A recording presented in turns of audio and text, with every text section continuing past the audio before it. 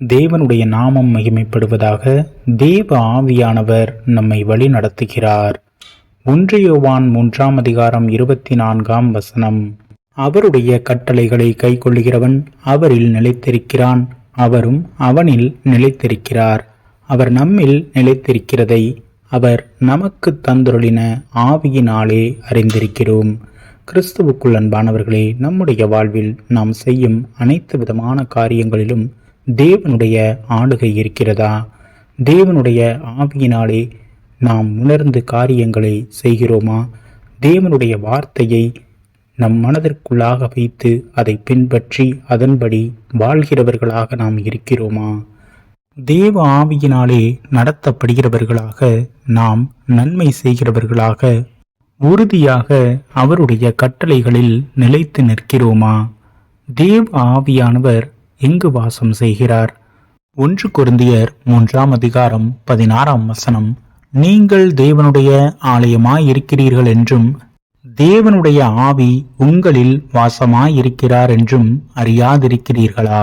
வசனம் சொல்லுகிறது, நம்முடைய சரீரமானது தேவனுடைய ஆலயமாக இருக்கிறது என்று. அவர் நமக்குள்ளாக வாசமாக இருக்கிறார்.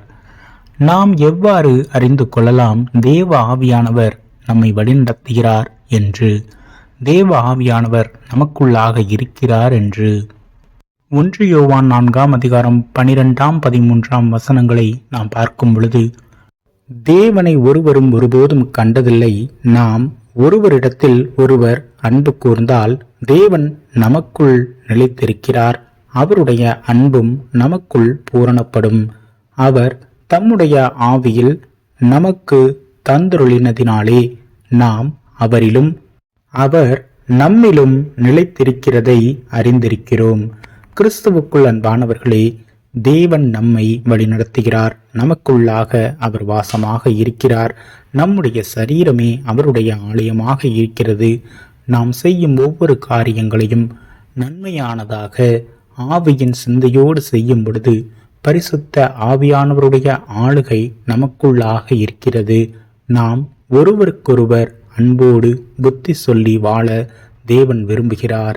இயேசு கிறிஸ்துவானவர் நம்முடைய பாவங்களுக்காக தம்மை சிலுவையில் முழுமையாக அர்ப்பணித்தார். அவருடைய இரத்தத்தினாலே நாம் பரிசுத்தமாக்கப்பட்டோம். அவர் தேவனுடைய வலது பாரிசத்தில் வீற்றிருக்கிறார் என்று வசனம் சொல்கிறதே.